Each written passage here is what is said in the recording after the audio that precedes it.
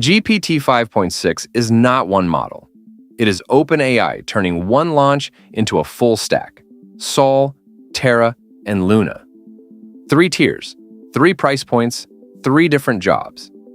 The real question is whether this is a cleaner product strategy or the start of an actually bigger jump.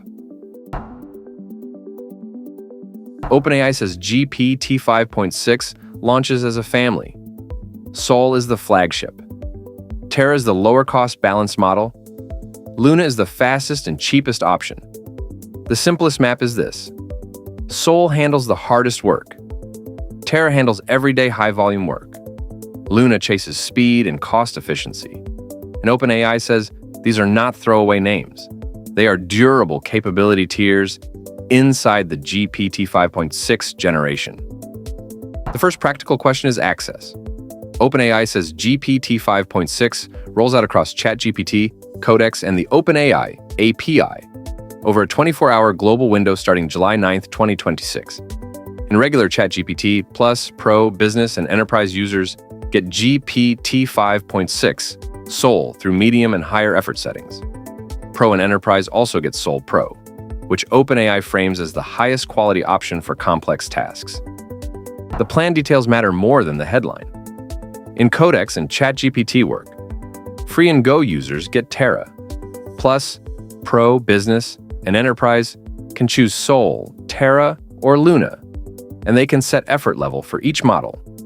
So, if Sol is missing in Codex for you, that does not automatically mean Sol is absent from Codex.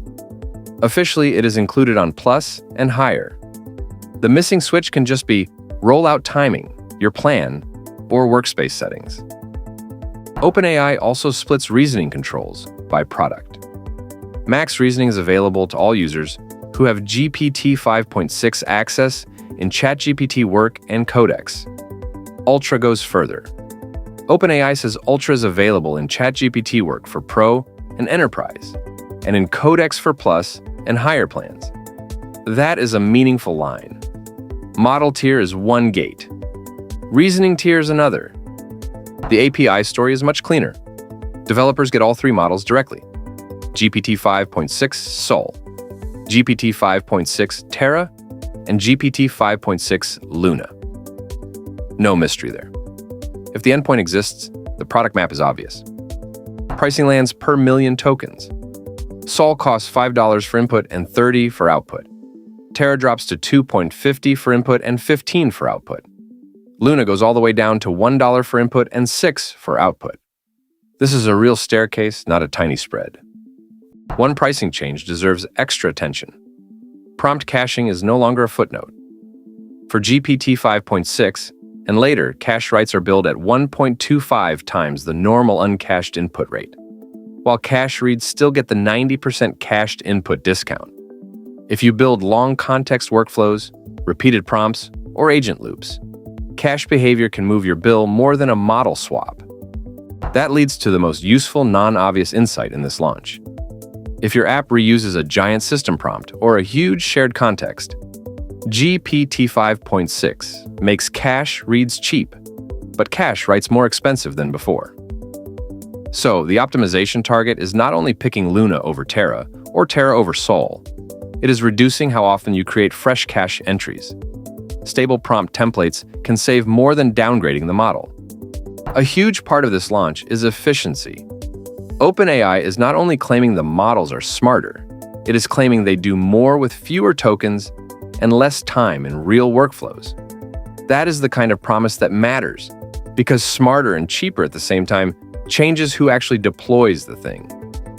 For coding, OpenAI says GPT 5.6 Sol, with max reasoning hits 80 on the Artificial Analysis Coding Agent Index.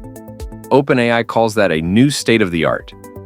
It also says Sol does it with less than half the output tokens, less than half the time, and about 1/3 lower estimated cost than Claude Fable 5. That is a giant claim. OpenAI pushes the lower tiers hard too.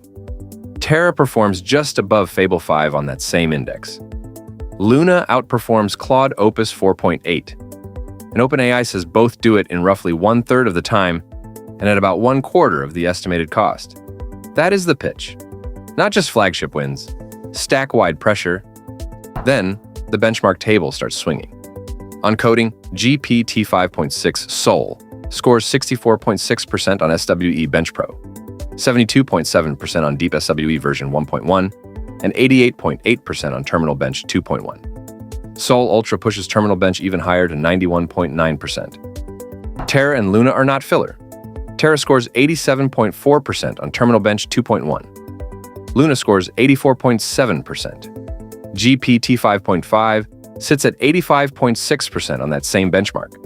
OpenAI is clearly framing the whole GPT-5.6 family as a real jump for agentic coding and command line work, not just a single premium model flex.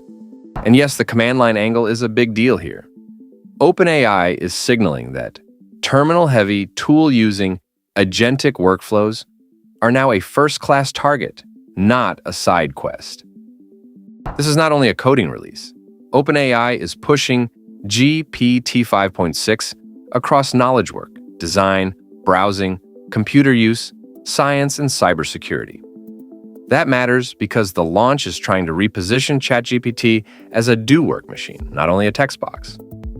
For professional and agentic work, OpenAI reports GPT-5.6 Sol at 52.7% on agents last exam, up from GPT-5.5 at 46.9%. On browsing and computer use tasks, Sol scores 62.6% on OS World 2.0 and 90.4% on BrowseComp.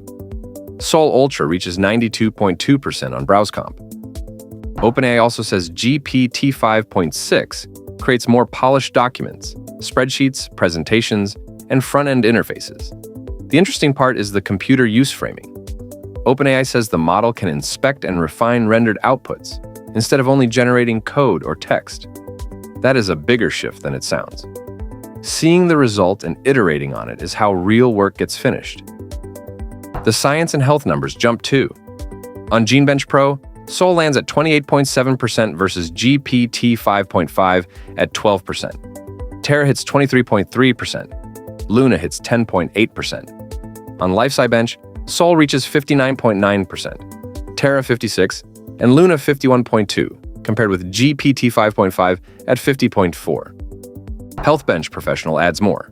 Sol scores 60.5%. Terra scores 57.7%. Luna scores 55.7%. These are still OpenAI reported launch numbers, but they show where the company thinks the gains are strongest: long horizon scientific work, life sciences, and professional reasoning. Cybersecurity might be the most sensitive section of the whole release. OpenAI says GPT-5.6 is its strongest cybersecurity model yet.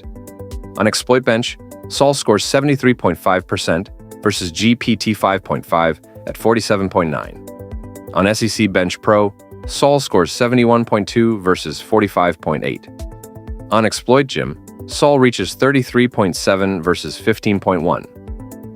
OpenAI also says GPT-5.6 is better at finding and fixing vulnerabilities than reliably executing end-to-end attacks.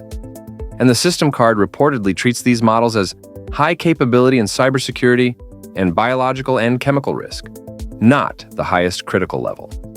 That is an important distinction. Stronger does not mean unrestricted. There is also a new product angle here, and it is a big one.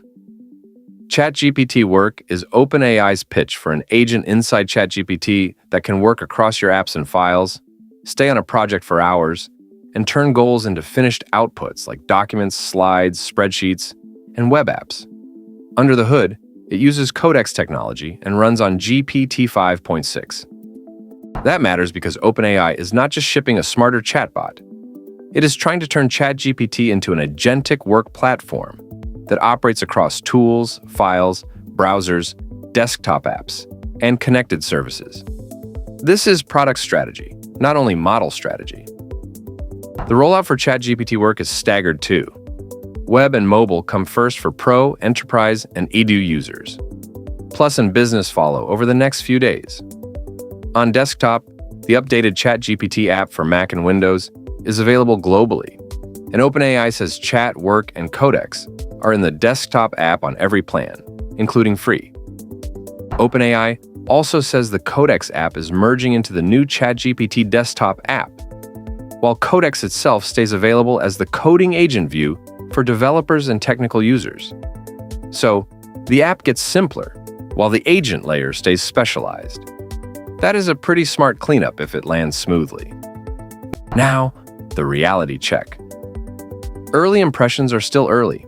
Axios reported strong excitement around Sol and Sol Ultra before the broad rollout, but also noted that independent review was still limited and that many of the loudest positive reactions came from early testers or OpenAI adjacent sources. That does not invalidate the launch. It just means the benchmark victory lap is still ahead of the full public audit. Benchmarks can sprint, real workloads always make them prove it.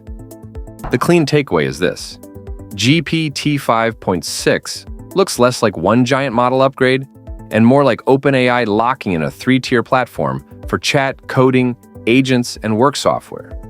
Sol gets the prestige. Terra might get the volume. Luna could quietly become the sleeper hit on cost. The benchmarks are spicy.